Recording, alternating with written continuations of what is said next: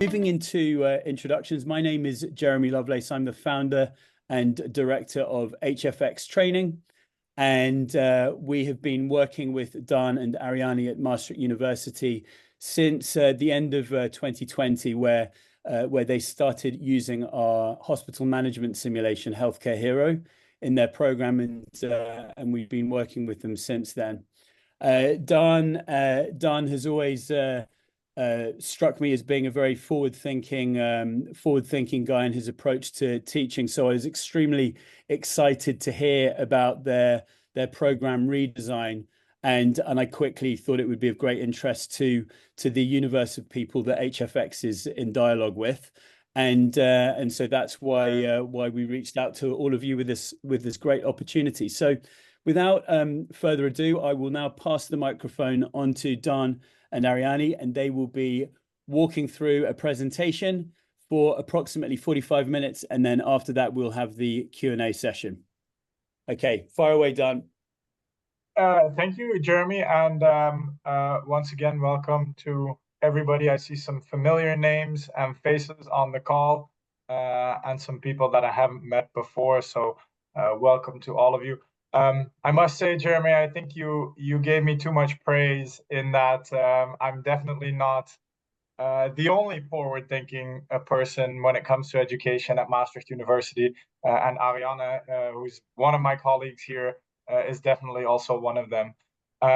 So what we will do is we will indeed share with you what we have done to basically revise our Master of Science program in Healthcare Policy, Innovation and Management here at Maastricht University. It's been a project of about 2.5 years in preparation, and then we recently launched our revised program last September. So we're in the midst of the first iteration with the first cohort. So it's very exciting, but we're also still tweaking things that aren't up to our standards yet. So it's definitely a work in progress. But we were happy with the invite, Jeremy, and happy to share our approach and the lessons that we're drawing from that. I'll quickly introduce myself, then let Arianne introduce her, so you know who's talking to you. I'm Daan Westra. I'm an assistant professor of healthcare management at Maastricht University in the Department of Health Services Research. And Arianne, maybe your background very quickly. Yeah, sure. Thank you. My name is Arianne Elissen. I'm an associate professor in population health management, working at the same department as Daan. Yes, and we co-direct the MSc program in Healthcare Policy, Innovation and Management together, and we've led the revision process of the program. Okay, so just to give you a bit of backstory of where we are situated, for those of you who are not familiar with Maastricht University, we figured that might be a good entry point into this talk. Maastricht University is still a very young university. We're still haven't reached the 50-year mark, and we're ranked as one of the top young universities in the world. We've been growing for the past several years. By now, we have approximately 22,000 students and 5,000 staff members. And for those of you who are unfamiliar, Maastricht is in the very southern part of the Netherlands, probably best known for the Maastricht Treaty, which was one of the foundations of the EU as we know it today. We're located very close to the Belgium and German border, which means that we have a lot of international students. Actually, most of our students are non-Dutch. A little bit over half of our students are not from the Netherlands. And we run 25 bachelor programs across the university and almost 100 master programs. So this is the master programs mostly are MSc programs, so Masters of Science programs, but we have several others as well. And we publish about 400 dissertations every year. We're going to focus on one of these 99 master programs, which is the one that Arianne and I have the privilege to coordinate. One of the things that people who've heard about Maastricht University do tend to know is that we are a university that's known for being one of the pioneers in terms of problem-based learning. The university was founded originally with a medical school, which is where this type of learning has been the approach ever since the university started. And the core philosophy of problem-based learning is that we try not to lecture to students too much and just send information their way, but to have them work on actual real-life problems and cases, because we believe at Maastricht University that this is the best way for students to learn. So a lot of the teaching that we do is small scale, student groups working together on problems, and you're going to see that come back in the design that we're going to present to you. Okay, so so much for the backstory. Let's get to the content. So as I said, Arianne and I together coordinate the Master of Science program in Healthcare Policy, Innovation and Management. That's a program that's been in existence since 2012, so a little bit over 10 years, and has had several predecessors actually before 2012. For the past 5 years, approximately 5 to 10 years, approximately, we've had between 100 and 140 students in every cohort. And every cohort is with us for 1 year only. Most master programs in the Netherlands are 1 year programs. That means the students come to university first Monday in September, and the academic year ends in August, but most of our students finish in July and then enjoy a summer break. As I said, just like the rest of the university, we have an international and very diverse population of students. So this is students with a background in health sciences, but also in management, in medicine, in allied health professional bachelor degrees, and some others that we tend to see once in a while pop up. But a very internationally diverse, but also content-wise diverse group of students. It's an MSc degree, I already said that, which in the Netherlands means that we award 60 ECTS to our graduates. We have a full-time and a part-time version of this program. We're going to focus on the full-time version. The part-time version is essentially the full-time version, but at half speed. So students then take it in 2 years instead of in 1 year. And we have, last but certainly not least, a double degree program with the University of Cologne in Germany, where students do a first year with an MSc degree in health economics in Cologne, and then do their second year in Maastricht. Like I said, we've been working on revising this program for the past 2.5 years now. Our students were actually some of the students that we talked to and some of the alumni that we talked to really tried to talk us out of revising the program and said, you have a great program as it is. Why would you go through all the trouble of revising that? We still felt that after almost 10 years, it was time to update the program, mostly to create a more coherent structure that is longitudinally based at a program level. So we had good courses, but they were all little islands within the course. So we're really looking to get more of a coherent structure. Pushing the boundaries of education at this university, there was a lot of chatter about moving towards more competency-based education models and also ways of assessment, so programmatic assessment at the program level rather than assessing single courses in single-shot assessment. Arianne is going to talk a lot more about that in detail. And of course, we were trying to improve the experience of students and staff. So these were kind of the 3 main departure points when we started this process.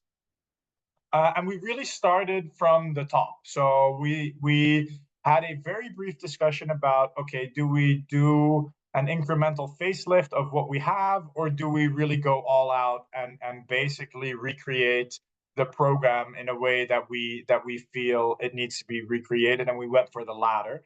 which meant that we started reformulating what we're actually here to do. So reformulating our mission and the way that we look at education.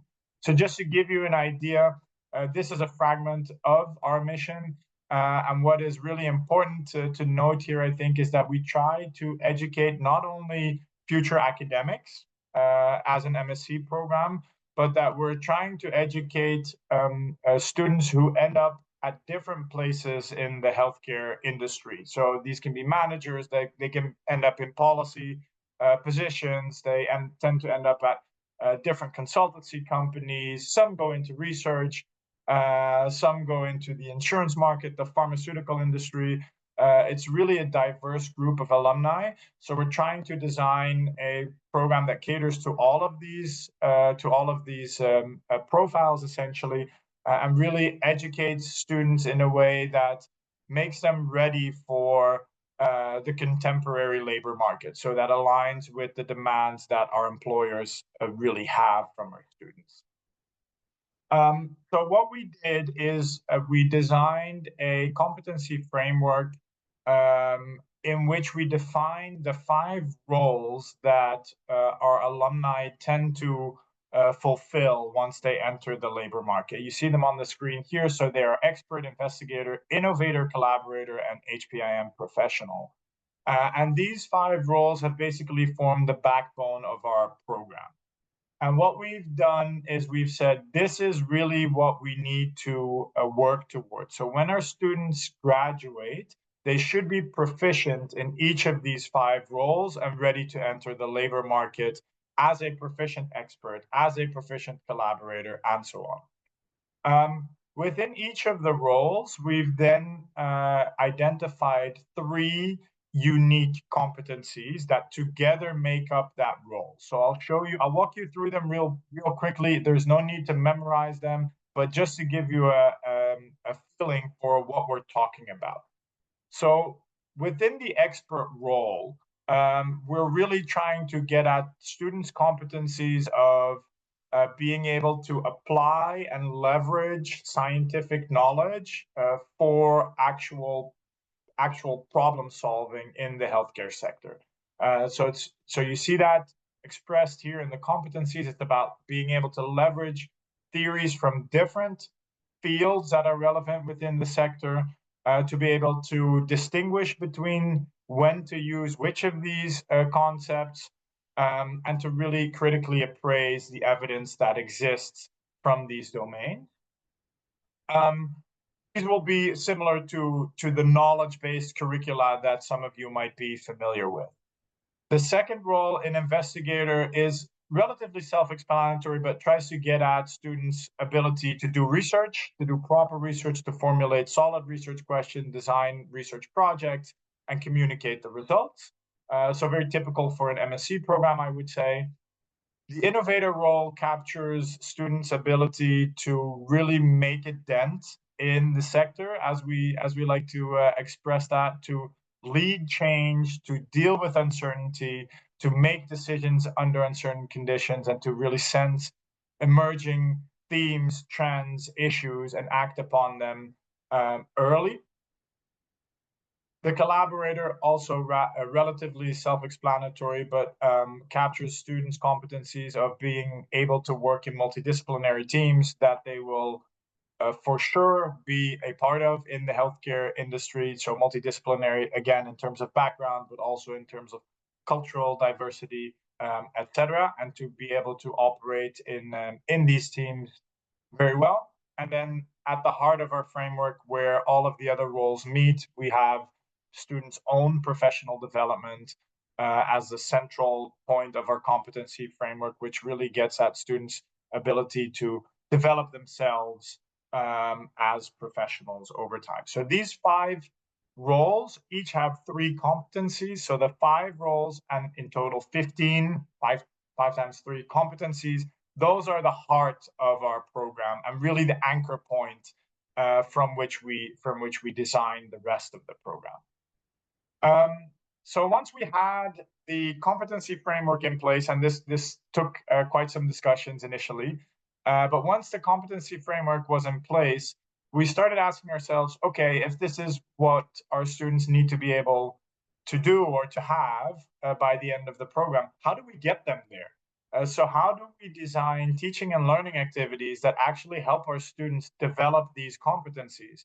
Because very soon we realized that the discipline-based course that we had and the different courses that we had weren't designed to help them develop all these competencies. They might get at some of the expert competencies, they might get at some of the researcher competencies or investigator competencies, but they weren't made for competency development.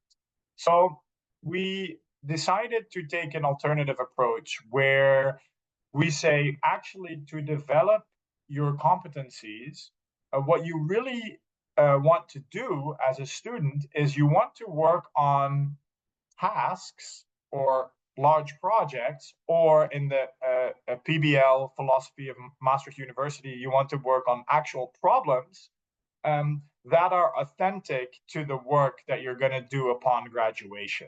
So we said, we're not going to have courses in our curriculum anymore. Instead, we're going to have authentic professional tasks. So where your typical curriculum has different courses listed, our curriculum now has different authentic professional tasks listed. What are authentic professional tasks? They are really complex problems that are akin to what students will encounter once they graduate, that we essentially simulate within the program. So they get a chance to work on these problems that resemble the work that they will do upon graduation in a way where they're essentially supported by different teaching and learning activities that we offer them. So they have a chance to try things out, to fail, to learn, to experiment within the university setting, so that when they graduate, they're ready to do it in the real world, essentially. So I would say the core way that you could look at authentic professional tasks is as large simulations within our program. So simulations have formed or do form the backbone of our program. This is what that looks like over the period of an entire academic year, which runs from September to summer, essentially. Students work on 2 authentic professional tasks in parallel, and each of the tasks is a 7-week project, essentially. They are now, and you see them on the screen here. I'll go into some in a bit more detail, but you see the top 3, so APT 1, 3, and 5, really capture the tasks that students might do at an organizational level. So process improvement, strategic management, and service innovation or service design. Whereas the bottom 3 in our economics and governance half of the program capture the more macro level tasks that students work on. So economic evaluation, policy development, and coverage decisions, which are a more macro type of approach. And then all of our students need to finalize the program with an individual research project.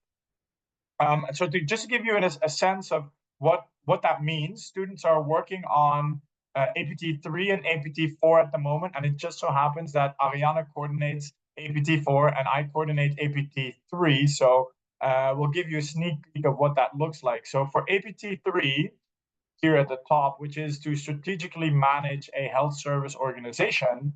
Let me skip to that one. What they get is basically this. So this is a snippet from the syllabus, essentially. They get a letter from an investment company saying, you're hired as the executive team of a new private hospital that we opened. You're here to manage that hospital for the next 2.5 years. Good luck. That's essentially the project for 7 weeks. And in this case, we use this screenshot might be familiar to those who've been in conversation with Jeremy. This is the HFX Healthcare Hero simulation that basically forms our strategy simulation that students go through. So it's one of the 7 APTs that students work on. And we teach them the knowledge, the skills, and the attitudes as they go through this project to successfully complete it. In parallel, they work on Arianne's APT, which is on policy development, where again, they get an email as the kickoff that they're hired by the WHO to solve a urgent policy problem within primary care, and that they're asked to come up with policy suggestions to address this problem. And again, here they pick a problem, they pick a setting, and Arianne basically gets to be the Minister of Health of all of these countries that students work on, and simulates that policy development process with them. So you see a difference also between the strategy simulation, which is one of the simulations that we've purchased from an outside source, in this case from HFX, versus the ones that we've designed in-house in Arianne's case. So we have students work on these complex tasks, and they are very overwhelming to a lot of students once we send them the task. So we say, you're the executive team of a hospital, good luck with it, right? Or you need to solve a policy problem, go. And the initial response of many students is, but how do I do that? I've never done this before.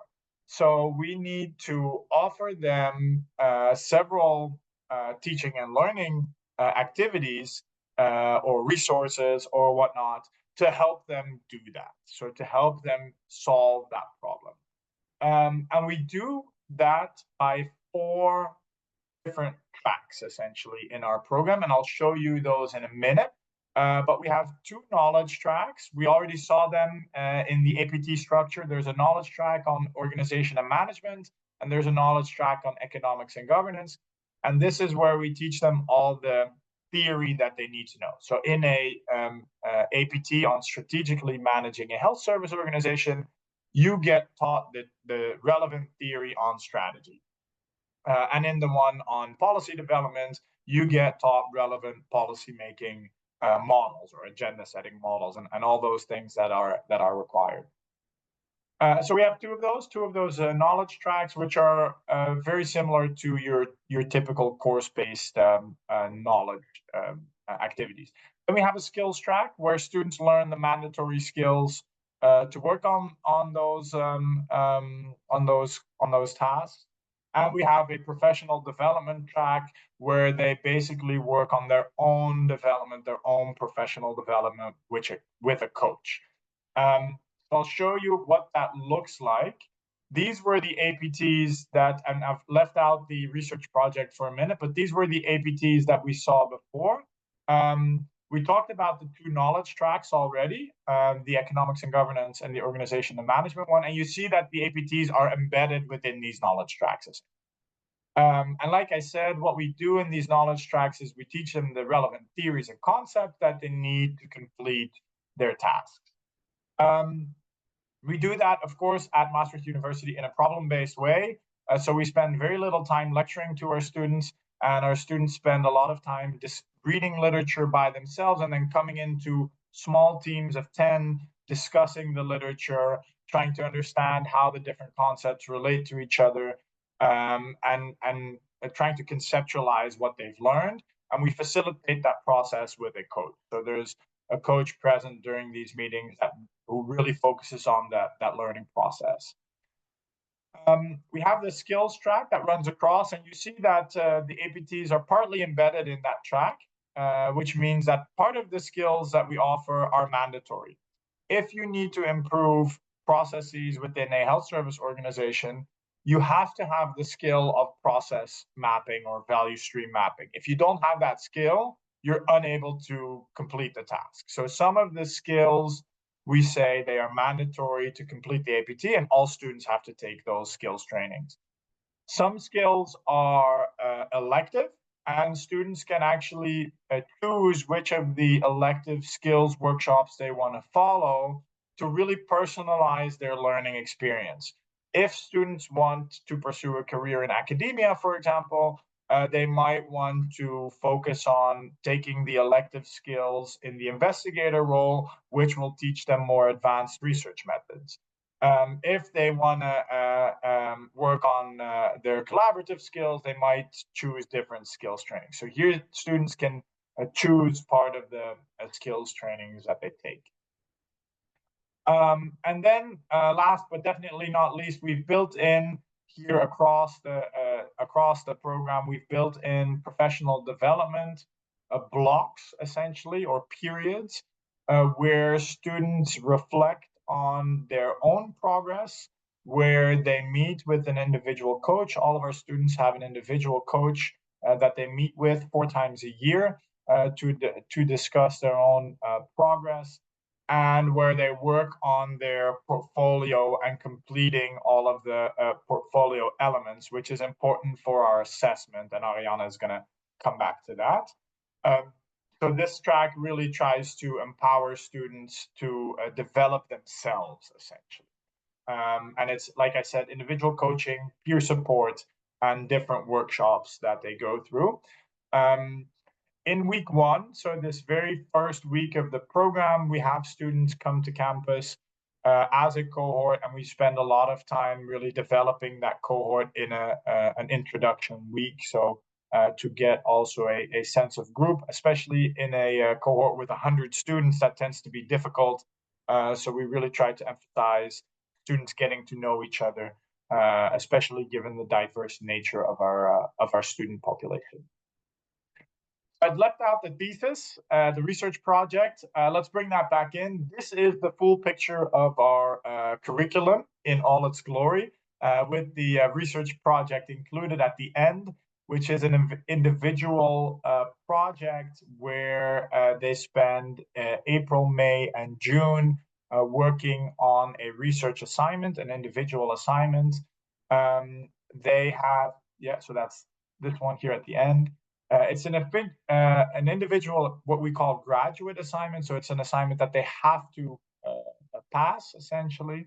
And they have the choice to either write a scientific paper for those students who want to profile themselves in the investigator role, or to write a management or a policy brief for students who don't aspire to be in academia, but pursue a career outside of academia in industry. Some of the students, I'd say the majority of the students go on an external placement for this project. So they do the research project with a pharmaceutical company or a consultancy company or a healthcare provider, working on a project that they have going on there. Some of them stay with us in the university. They work on research projects that our faculty has going on, and they get all the research methods, training and preparation for that in our skills track, because here again, you need to have a certain degree of methodological knowledge and methodological skills to be able to complete your research project. So you have to have, this is a mandatory skill and thus a mandatory training that you need to take. All right. Arianne, over to you to tell us how we then assess these competencies with our students. Yes, thank you, Daan. Is it okay if I share the presentation from my screen for this part? Let me see.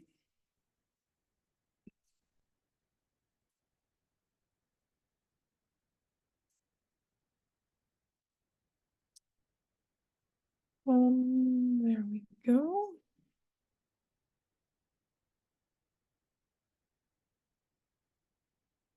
There, you can see my screen now, just to check, right? Okay, so how do we assess the competency levels? The starting point here again was our competency framework. So as Daan already explained, essentially we use the principle of constructive alignment, right? We started from these 5 main roles that are the essence of the program and which we want students to be competent in once they finished the master. We aligned all of our teaching and learning activities with these competencies to make sure that students have opportunity to build them throughout the curriculum. And then obviously we also wanted an assessment approach that fits with that principle and with a competency-based approach, which is why one of the main, I think one of the more major changes that were part of our redesign was to introduce a programmatic assessment approach that covers the full curriculum, which essentially means that instead of traditionally how we in the old system had separate courses that had an exam at the end, and that then if students passed that exam, we would give partial credits, usually 6 per course. We now have one graduation decision at the end of the program where we assess based on a portfolio that students gather, and the thesis whether they can get the full ECTS for the program or need to remediate on some of the roles to be able to graduate at a later point of time.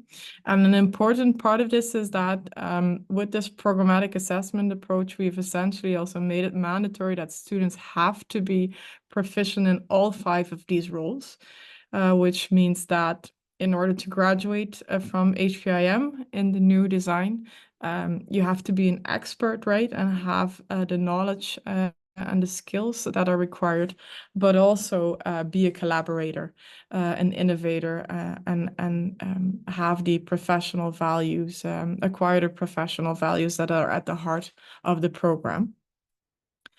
So Daan already showed you the curriculum structure, and we've essentially, in terms of assessment, split it into 2 parts. So the first 6 APTs, they land in a portfolio. So throughout these authentic professional tasks that students work on, largely also in teams, they gather a number of data points about their competency levels, which land in a portfolio. And then the thesis remains separate. So there's a graduate assignment that students do individually, the research project that Daan explained. And that has a separate, is a separate part of the assessment, which is pretty traditional in the sense that students have a faculty supervisor and a second examiner who grade their research project, their thesis, and it has to be sufficient. So does the placement in order to graduate.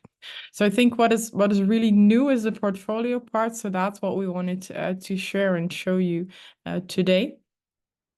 And programmatic assessment, to the extent that it is unknown to some of you, the philosophy behind programmatic assessment is essentially that a single shot assessment, so a quiz or an exam at the end of a course, doesn't really give sufficient insight and valid insight into where students are in terms of their competencies.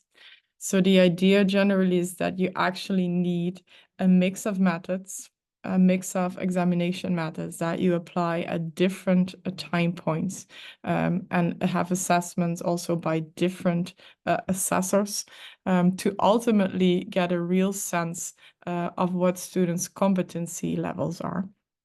So we've designed a program that has a number of decision points, starting with single data points. So this is what you would traditionally have as an exam or a paper, a single shot assessment that used to be high stakes in our program. You needed to pass. Now it's essentially one data point that lands in a larger portfolio that as a whole is assessed later on in the program. We have a medium stakes, what we call a medium stakes decision, which in our program is around January. So students have then by that time engaged in 4 authentic tasks, gathered a lot of data points by working on different assignments. And we then have a sort of midterm view already of where they are in terms of their competency levels in the different roles. And then at the end, only when they have gathered many data points, sufficient data points to, based on the literature, also be able to actually assess competencies, then we make a high stakes, only then do we make a high stakes decision, in this case, the graduation decision. So for HPIM, there are a lot of choices, I think, involved in building a programmatic assessment approach. The literature at least says you need at least 9 to 10 or 9 to 12 even data points about a competency or a competency role to be able to assess it, right? To make a clear distinction in how students are performing on that competency. So across the course of the HPAM program, we let students gather 30 data points on the role level to demonstrate their competency levels, which means they ultimately have a portfolio that has 150 data points covering the 5 roles, so expert, investigator, and so on. Now, a data point always has essentially 2 components, and you can see on the right side of the screen, this is what it looks like to students in our digital portfolio. It always includes a rubric score, so we don't grade on a 10-point scale anymore. We have a 3-level rubric, insufficient, proficient, excellent. And it then always also comes with the high quality narrative feedback that students need to be able to understand their rubric score, right? So it is always a combination of these 2 aspects. Now they're generated by supervisors, right? So as teachers, Daan and I and the other teachers involved in HPIM, we grade quizzes, we look at papers, we assess papers and presentations, etc., based on this rubric. So there are all kinds of different portfolio products where we use the same rubric to give feedback. Coaches do that based on the coaching meetings that they have with students, but also based on self-reflections. We use peer-to-peer feedback. So we allow students, for example, to evaluate each other in the role of collaborator.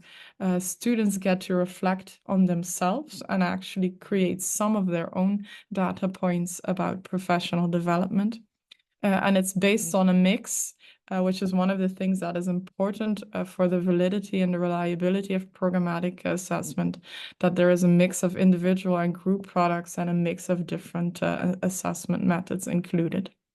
And all of this, all the feedback that we give is always based on our one generic HPIM feedback rubric, which we've developed and essentially describes rubric levels for all of the different competencies in the 5 roles. So I've included one example. So for investigator, one of the competencies, the first one is that students need to be able to formulate relevant research questions related to innovation in the health domain from the perspective of the different disciplines in our program. And here you can then see, for example, the descriptors for each of the 3 rubric levels. So insufficient would be if students are struggling to formulate questions that are relevant or demonstrate an insufficient or limited understanding of the different theoretical fields. Now, proficient is more of a solid ability to perform when it comes to this competency. And the excellent level we've really added to make sure that students can also distinguish themselves as being exceptional in the different competencies. And then the narrative feedback is always to be able to explain to students why they're at this level and how they might improve in the next portfolio product and work towards improving their competency levels. Now, so this is what that looks like for a specific period. So in the curriculum structure, you saw that in period 1, students are both in working on 2 authentic tasks, right? One in the organization and management track. It has the HIM 0001 code. At the same time, they work on an authentic task in economics governance, which is the HIM 0002 code. And they also have professional development and skills activities. And here you can see that for each of the roles, the different products that they work on generate data points for each of the 5 roles, right? So they essentially gather a selection of data points by working on a set of products, some individual, some group, and these offer us insight as assessors into where they are in terms of their competency development. So this is the picture for one period. On the program level, that then adds up, right? So the portfolio covers 4 periods, each of which have a number of authentic tasks, and they then generate essentially about 8 to 10 data points per role per period. And that ultimately comes down to 30 data points showing performance levels on the different competency roles across the board. So then there's a high stakes decision essentially at the end of the program, like I mentioned in January, both in January and then at the end of the 4 periods. So that's in the beginning of April. We have an HPAM assessment committee with 5 members who are independent also from us as program leaders, and who formally assess each individual portfolio using specific decision rules, and then look at, okay, where are students? How might they further develop? What might be areas for concern or for further work, etc. And what is then their end result? So this is essentially where it lands, right? So you can see that it's about midway and then at the end of most of the APTs, but before the thesis period.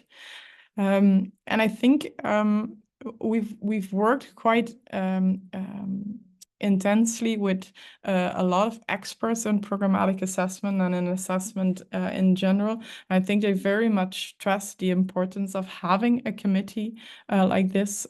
So we've installed 5 senior teaching members, many of whom also have experience, for example, as being part of the board of examiners at our faculty. Who are responsible for this assessment and for the graduation decision, and make sure that there is a clear procedure, a transparent procedure, but also, for instance, room for students to object, to discuss, etc. For the medium stakes, there is a dual purpose in January, right? I think the most important purpose of the medium stakes portfolio is to make sure that it's not a surprise to students whether they can graduate or not, right? That should not be a news in June or July, but they should be able to track where they are in terms of their development. So they get a non-binding study advice on their competency development from the assessment committee in January. And we've also used this medium stakes moment as a sort of to set a sort of minimum threshold, in the sense of this is where you should be to be able to go to a placement and start your thesis. And we have a pretty transparent process, in the sense that we've prefixed when students are eligible to participate in the medium stakes, when it will be done, when it will be finished, what the decision rules are, and also have made all of that available to students beforehand. And I think an important point here as well for both the medium and the high stakes is that we've given the assessment, we've arranged it in such a way that the assessment committee also has discretionary power. So we have for Dutch standards at least, we have a pretty large cohort in our master program, right? It's 100 portfolios, with each 150 data points, which means on the one hand, we've very much looked for how can we make this process efficient, right? And have the kind of decision rules that allow us to pretty quickly say, okay, if this is your number of excellent data points, you're cum laude. If this is your number of insufficient data points, you cannot graduate this year, etc. But at the same time, a lot of this is also in the narrative feedback, right? And you want to also really look at the content of a portfolio and give the assessment committee some discretionary power to really dive into a portfolio and understand where students are and what might be the best next step for them. Now, they have the same discretionary power in the high stakes assessment. And here, essentially, what the assessment committee does is first determine the competency level for each role, right? So they aggregate the 30 data points to a final score per role. As an expert, are you insufficient, proficient, or excellent? And then the next step is to decide on an aggregated portfolio score. So combining the 5 scores per role to one overall aggregated portfolio score, where the overall decision rule is that all 5 roles need to be at least proficient in order to graduate. Now, this is what that then looks like in a table. So what you can see is that essentially we look at the portfolio score, the thesis assessment, and then a graduation decision is made, which can be either that graduation is not possible, graduation can happen, and graduation can happen with a cum laude distinction. I think one final important point is remediation, right? So what happens when students have failed or are not have insufficient competencies for some of the roles? We've built in within the standard portfolio a room for remediation. So essentially, the students gather 30 data points, but they can leave out 4. Right, so everyone, we understand, right, that not every quiz, not every paper can always be sufficient. Students also can be sick sometimes. There can be reasons, relevant, valid reasons for insufficient scores. So we've built in some room to have second chances and to actually build competencies in the standard program. If a role is still insufficient beyond that sort of discretionary room, then they have to make their own remediation plan. That is then looked at by the assessment committee who needs to approve it. And once they've completed their plan, once they have remediated, they can reapply for the graduation decision. And that, in a nutshell, is the assessment approach. So with that, I think, yeah, thank you. Well, excellent. Thank you so much, Daan and Arianne. I really enjoyed listening to that, a very thorough presentation, and I'm sure all the attendees did as well. We have a number of questions coming through, and please, I encourage you all to submit questions into the chat room, and we'll note them down and feed them through.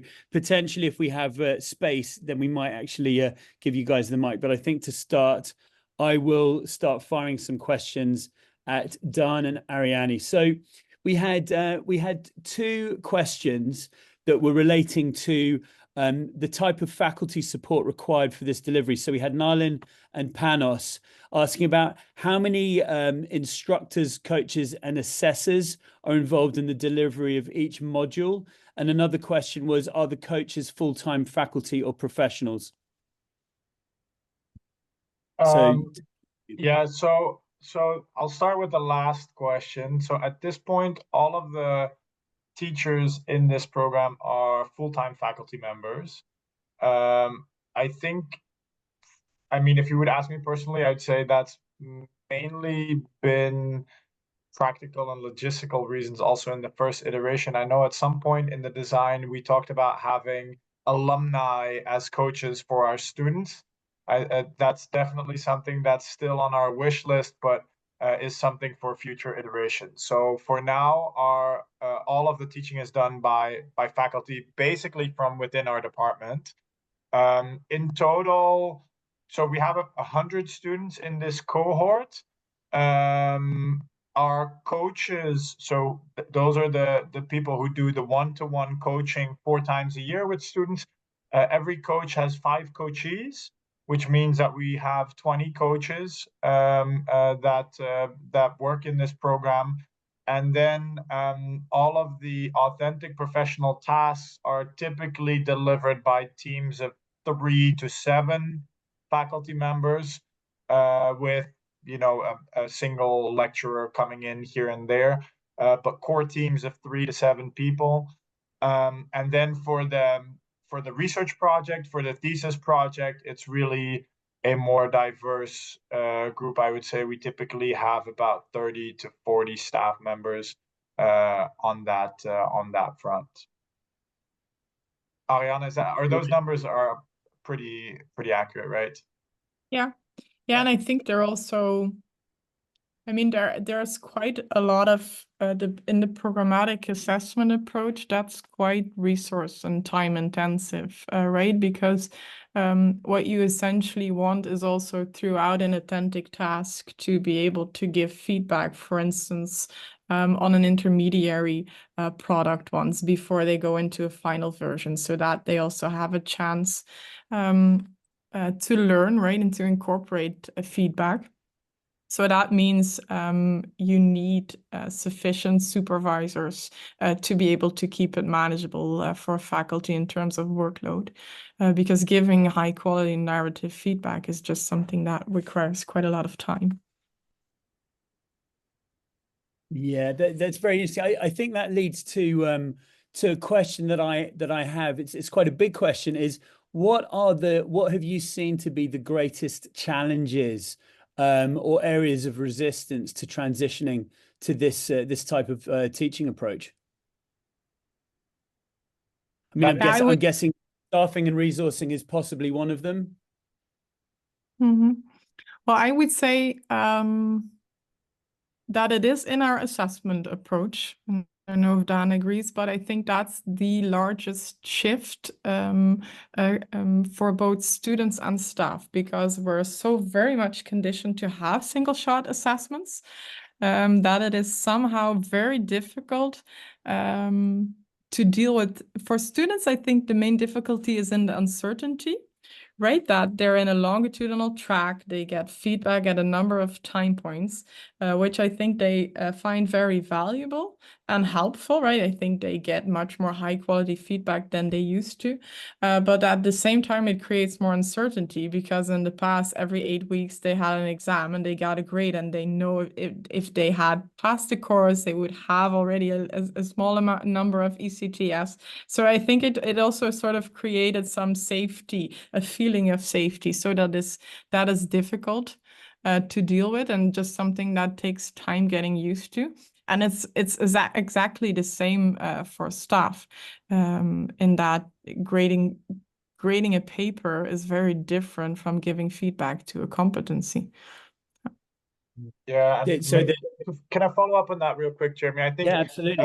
You're absolutely right, Arianne. And just to kind of unpack that last bit a little bit. So what we used to do is students would hand in a paper, we would read it, and we would say, it's 7 on a 1 to 10 scale.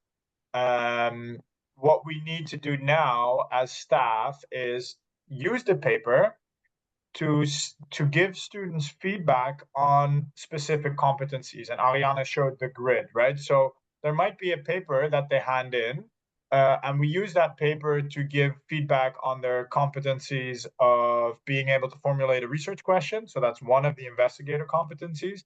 Maybe their competencies of designing and executing rigorous research project, but also their competency of, are you able to correctly apply or leverage theory? And so the indicators for that you can find in different places of that product, right? So it's no longer about, is this product as a product sufficient?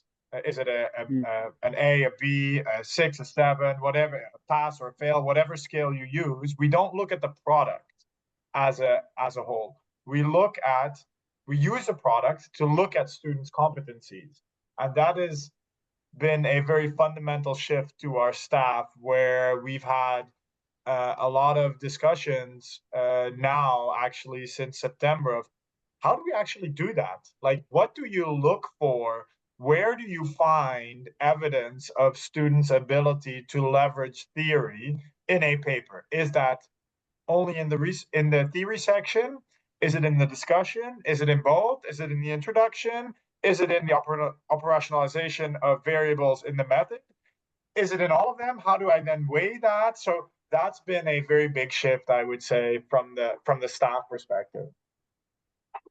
So just, there was a follow-up question there from Panos, who's had to leave, but I think it's probably a question on faculty's minds. Is this resource intensive? Like Panos writes, this looks very resource intensive. I'm assuming you don't have many other programs going on.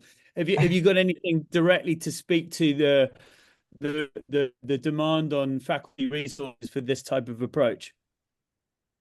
Yeah, so I'm going to take a stab at this, Arianne. So from our department, we have about 5 other programs running besides this one. So there's other programs still ongoing at bachelor's, master, and MBA level. Is it resource intensive? Yes. But I would say the teaching at Maastricht University had been resource intensive already because of the problem-based small scale learning approach. I think what makes it resource intensive is the fact that it's small scale and not necessarily that it's different from our old curriculum. I mean, what we used to do in the old curriculum when we ran a course, a student would write a paper during that course, and they would also get feedback on that paper during the course. I'd look at a draft version and then another draft version, and then I'd grade the final version. What we're doing now is all of that feedback, we're giving less feedback. So we're saying you get feedback once on an intermediate version and once on the final version, and both of those things end up in your portfolio. So both of these things matter. So we're trying to take out some of the what we call quote unquote informal feedback that we're giving, but doesn't end up in their portfolio. So I think that's where we're kind of winning some efficiency or gaining some efficiency. But I mean, at the end of the day, it's resource intensive mainly because of its small scale nature. Yeah. But I'm still to add to that. I mean, we're in year 1, right? So it's at this point really resource intensive because we're also sort of developing still as we go. But I still have pretty high hopes that we're building in more efficiency, because it was one of the reasons also behind the revision was to reduce work pressure, because we gave a lot of informal feedback, like Dan mentioned, and students increasingly ask for a lot of informal feedback. And I think one of the things that this new competency-based model does is really try to stimulate self-directedness from students. And I think the authentic task approach is successful at that, in the sense that I see students being very energized, right? I mean, they're in their master year. Most of them want to start a career next year. So being able to work from authentic tasks that they might encounter there, it creates a lot of energy and enthusiasm. And we're very consciously, I think, trying to put responsibility in students' hands, and enabling them to self-direct their own competency development and really think about, what are my strengths and weaknesses? What do I want to work on? Where do I want to go? And how do I get there? Something that essentially was not built into the old program. The old program traditionally just started on the first Tuesday of the academic year with a lecture, a different teaching activity, and it did not have any, and then it ended in July, and it did not have reflection time or coaching options or any downtime to be able to really think about their own professional development. So I think in that sense, I think the model is really functioning and putting more in students' own hands. Yeah, maybe to Yes. illustrate that approach, I think one of the things that I've said many times during these first few months to students is that they would come in and ask, "What do you want me to do? So tell me what I need to do, and I'll do it. So what do I need?" And they would ask us this in previous years, right? What's on the exam? What do I need to study? Tell me what I need to do, and I'll go ahead and do it. And we would take a lot of time explaining that to students because, I mean, as everybody here probably knows, we had written that very concisely and accurately in the syllabus, but nobody ever reads those. So we would spend a lot of time explaining to students what we actually expected of them. This is what I want you to do, and then they would go ahead and do it. Whereas now, students come in and say, "Well, what do I need to do?" And we tell them, "Well, what do you think you need to do? Because you need to strategically manage this organization. I'm going to tell you how to do that. go and do that. And if you have specific questions on, hey, it seems like we're underperforming here, can you help us with that? Happy to do that, but I'm not gonna tell you what to do. So that's also one of the efficiency gains, I think, in the current setup, is really that self-directedness. Excellent. So basically, short term, as you make the transition, there's obviously that learning curve. But once everything's up and running, you see that it will be relatively similar in terms of resource utilization, and even perhaps less. And creating a program that's more engaging and more effective in terms of learning outcomes for the students. Yeah, fantastic. So we had a question here from Shasir asking, apart from knowledge and skills tracks, how have you embedded attributes? My understanding of his question there is basically, how did you go about identifying the core competencies and authentic professional tasks that you included in the curriculum? And were there any specific frameworks or models that inspired you? Yeah, so we did different things in designing the competency framework. We borrowed from the CanMeds. We're in a medical faculty, so the CanMeds, the competencies essentially for med school, were a model that are used widely in our faculty. We looked at ACHE's model on competency model on healthcare leadership, I think it's called. I'm not sure 100% on the exact name. We did a lot of talking to alumni. What are you doing in your work? What are the important things that you took from our previous version of the program, et cetera, et cetera. And then distill those into the competency framework that we have now. Okay, fantastic. So question from Michael regarding the backgrounds or degrees that the undergrads coming into your program have. He says it looks like a great natural flow from an undergrad bachelor's healthcare management type program. He's saying on his master's program, he has a number of students who have a clinical degree who want to get into management or learn more about management. Would someone from a clinical background enter on this same path? Would they require some type of prerequisite work? No, I think for us, we traditionally, I think up to about 5 to 7 years ago, I would say we had an inflow of mostly bachelors in health sciences. So we had a pretty homogeneous cohort, and that has really rapidly changed and become much more diverse. So Daan already talked about it a bit in the presentation, but what students with a background in medicine, I think that's sort of the fastest growing subgroup that we have currently in the cohort. It was also a factor in the redesign. I think one of the reasons why we redesigned is because the student population has become so diverse that we couldn't just rely anymore on there being a sort of shared basis of knowledge. So now we start from the authentic tasks, and we make sure that everyone in the different backgrounds can catch up and can really start from a sort of shared basis that we now introduce rather than expecting it. So I think to illustrate, we, for example, in the old system sort of assumed that people were able to work effectively in diverse teams. We didn't train them. We expected them to be able to do that, and they don't. Because I think partly because they come from such different backgrounds.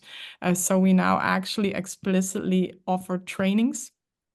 Some of them are just mandatory for the whole cohort, but there is also the option to actually choose electives to strengthen those parts of the curriculum that from your background might not have been very far developed.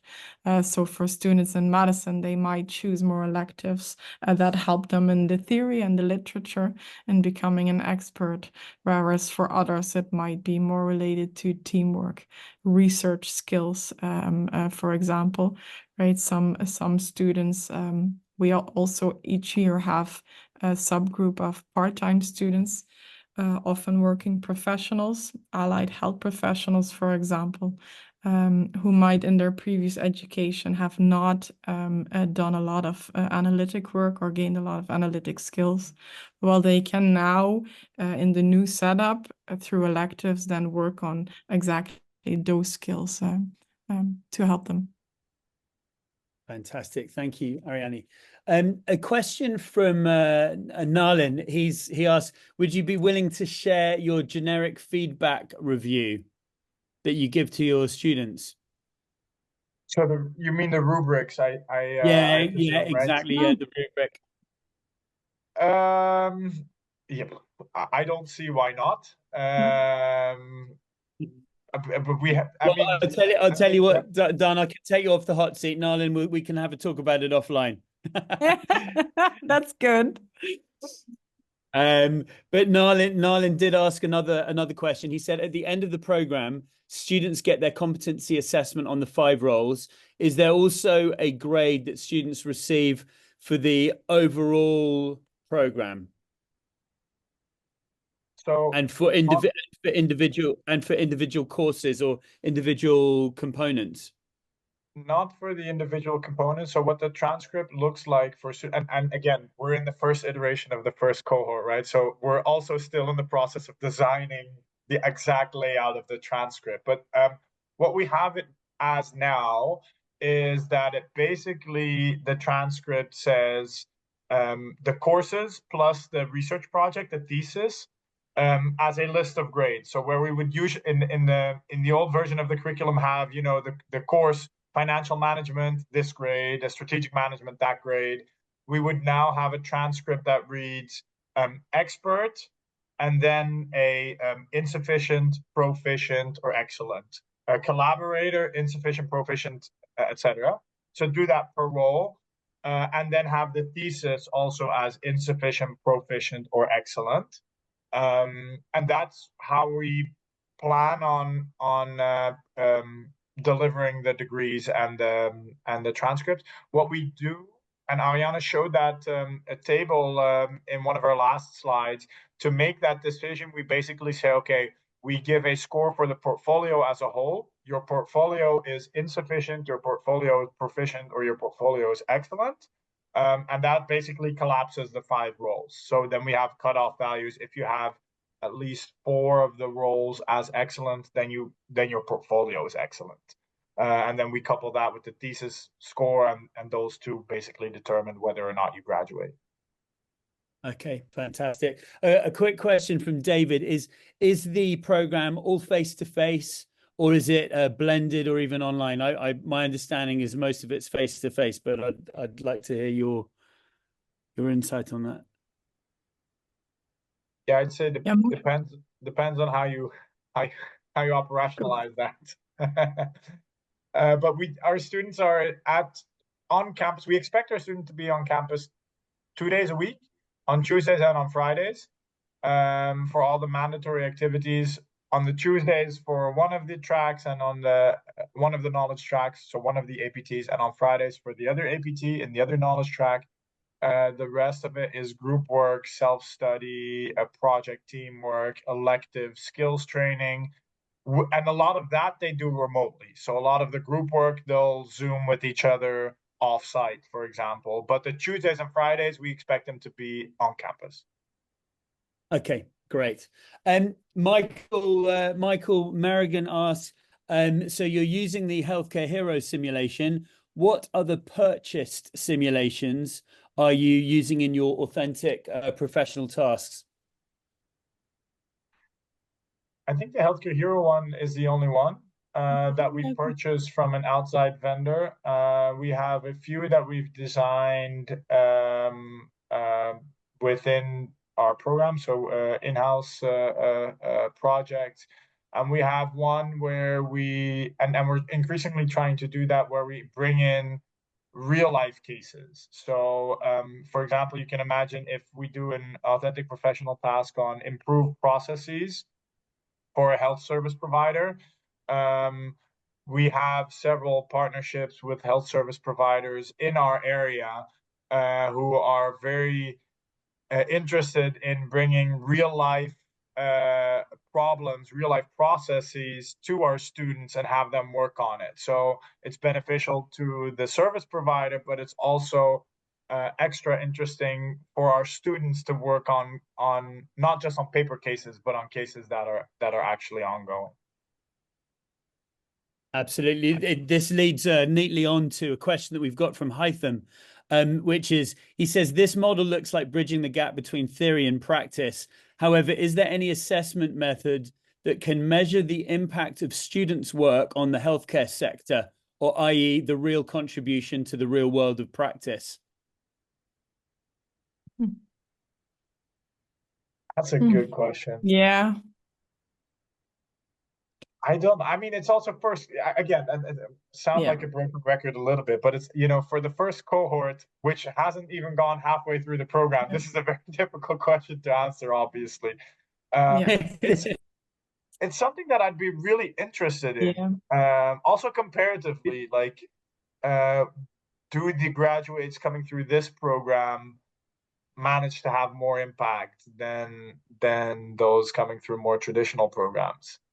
Because it's actually in our pre-prepared Q&A questions, Daan, we had the question about what success metrics are you using to evaluate the program's impact on students and the healthcare field. Can you speak to success metrics in any way, or I suppose relating to post-program, it's harder to do success metrics, but perhaps at the end of the program, yes? Yeah, we do your standard teaching evals that universities will be familiar with. So student evaluations of different components of the course or different components of the program as a whole.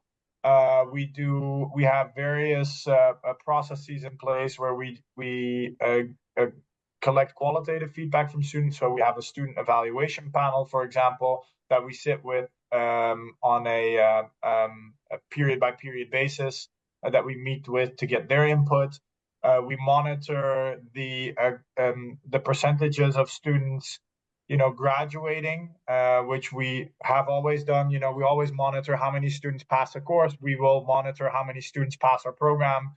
We monitor the distribution of the feedback rubric scores, so the distribution of excellent, proficient, insufficient. So I think we have a lot of this still traditional ways of assessing success that stem from the traditional program and the traditional structure within the university. Yeah, that I think. Yeah, I maybe to add, we annually we've had it for years. We have an annual career event for students to help prepare them to enter the labor market, and we always bring back alumni. So usually about every year, about 25 to 30 alumni come back.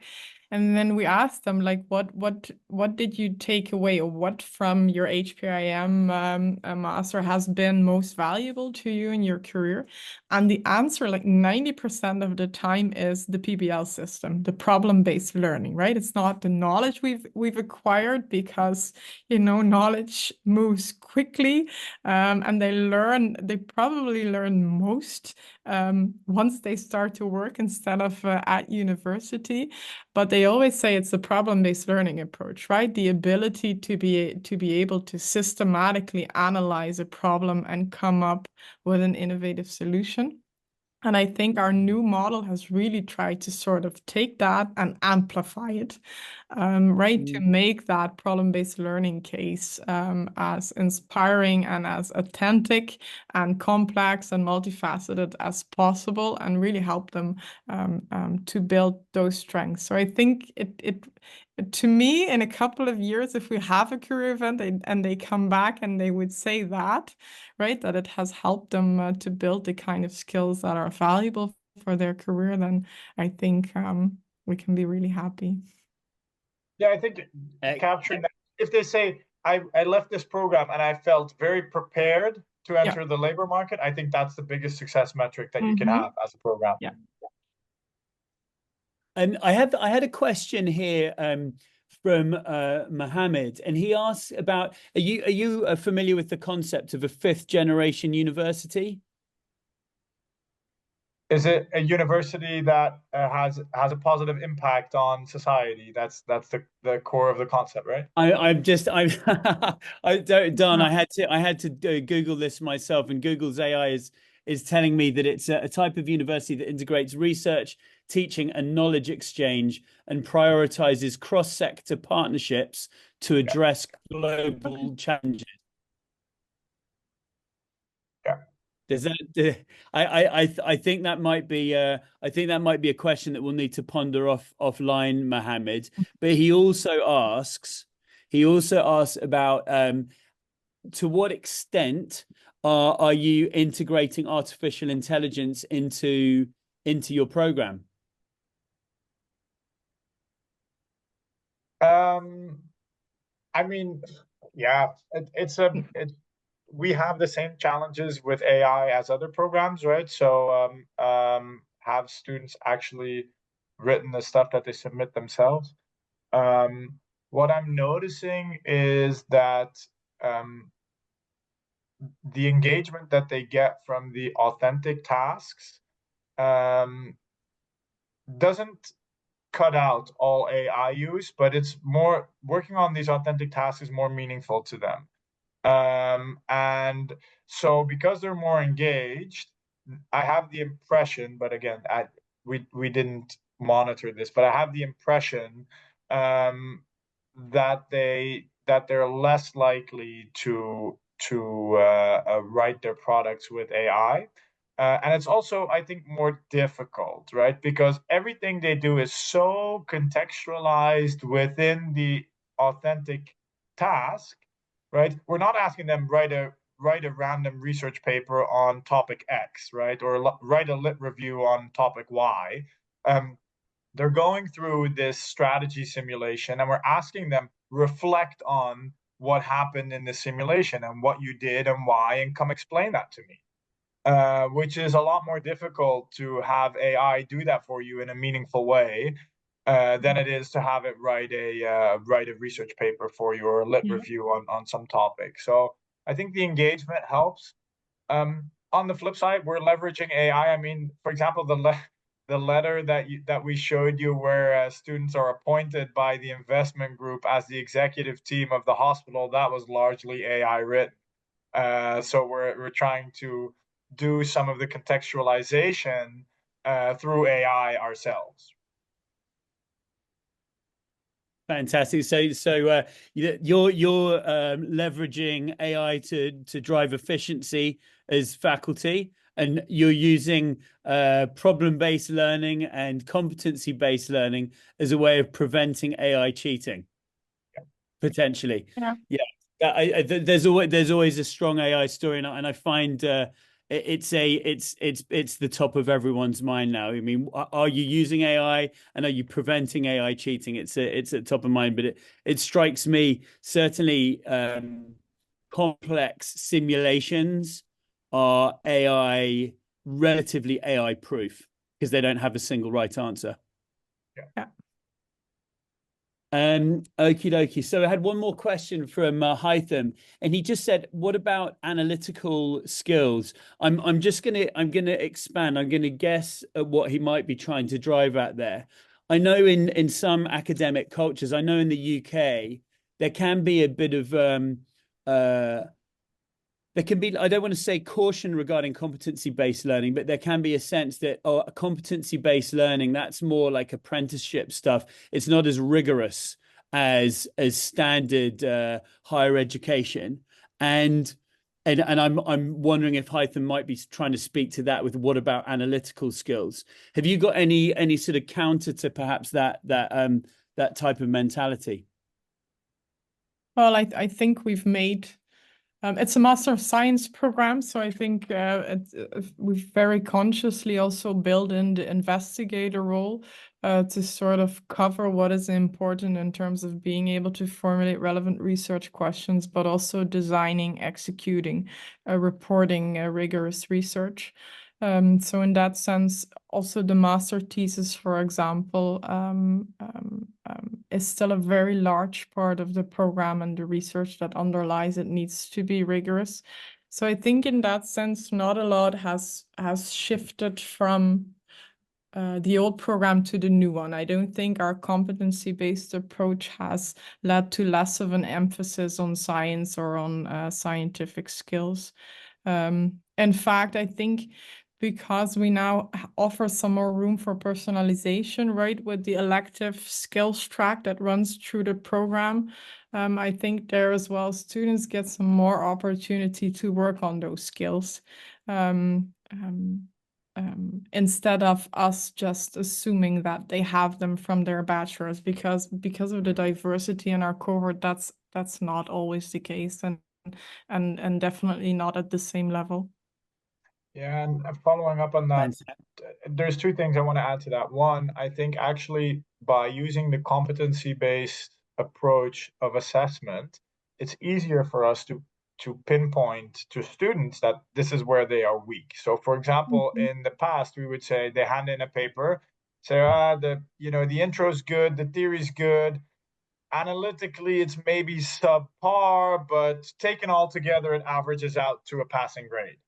And then students would be like, great, I passed, don't look back, keep moving forward. Whereas now, because your ability to design and execute rigorous research project is a specific competency, students hand in the paper, we might give them feedback, okay, the expert role is great, it's excellent, but say, but on this competency of designing and executing research, it's insufficient, and here's why, because you're not up to par with your analytical skills. We can really explicitly emphasize that to students and point it out and trigger them to develop those skills. That's one. And to your second point, Jeremy, your broader kind of fear towards competency-based education being more about the soft skills or easier or whatever.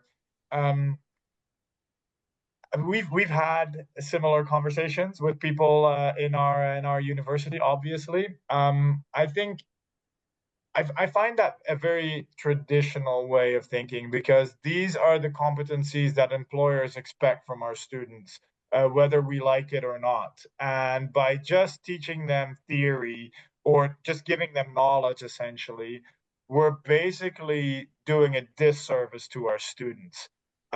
Because once they enter the labor market, they're expected to have those skills. And I think that is what Arianne was getting at when she said, our alumni used to come back and say, the thing that I valued most was the problem-based approach, where I learned to analyze these complex problems, discuss it in small groups, listen to different perspectives. Those are the things that actually mattered to me when I started my career. And that to me is evidence that actually those are the things that we shouldn't neglect. I don't say we should only focus on that, right? We should keep the hard analytical skills and the knowledge, but we should definitely focus on the other things as well. Absolutely. I love it, Daan. Fantastic. We've just got a couple of minutes left, so I'm just going to leave with one final question to both of you. And it's simply this: what has been the most rewarding part of developing this competency-based program for each of you? But it's a difficult one. I think ultimately, it was fantastic. I mean, it was blood, sweat, and tears, but it's been fantastic to sort of make it completely fit, right? To constructively align from these competencies, how you teach, and then also how you assess. So I think that's been a very rewarding process to ultimately come up with something that fits and that works, and that staff is also very much behind. But I think now it's mostly the energy, just seeing students working on these simulated tasks. It's fantastic to see with how much they feel. I think they just feel taken seriously, right? And working on something that has value and that is important and that they also will work on in their future. So the sort of energy that brings about in the classroom is very rewarding, I think. Fantastic. And yeah, I agree. Yeah, I agree. For me, it's very similar. And as Arianne was talking, I was thinking about how to describe this, but I think the best way to do so is you just see the switch or the light bulb go on with people when we talk about this program, or with staff through the development of it. You could just tell, like, we had some resistance from staff initially, but one by one, like as we kept designing it, you could just see them kind of cross the line and be like, oh, but now I get it, and this is actually really cool. And then they just, they got that energy that Arianne was talking about, and I see that with the students as well. Like, oh, but wait a minute, this is really cool. And then just kind of how they go from there, that's been most rewarding to me. Absolutely. I mean, Daan, obviously I'm singing from my own hymn sheets here, but it's countless times professors that are new to simulation-based learning, and then they do it for the first time and they see just how engaged students get with that type of exercise. And they unless there's been some disaster in the delivery of the simulation, that's very rare. But 99 times out of 100, they become converts, and it becomes their go-to approach. So you've now turned that you now let that influence an entire program, and I think it's fantastic. Well, anyway, thanks so much, Daan and Arianne, for your time and the presentation. We've had lots of glowing compliments in the comment section. Thank you to everyone who turned up and for asking all the questions. And we will be in contact with you shortly with the recording of the webinar and to answer any other questions that you might have. So thanks once again, everyone, and enjoy the rest of your day. Take care. Bye-bye. Thanks.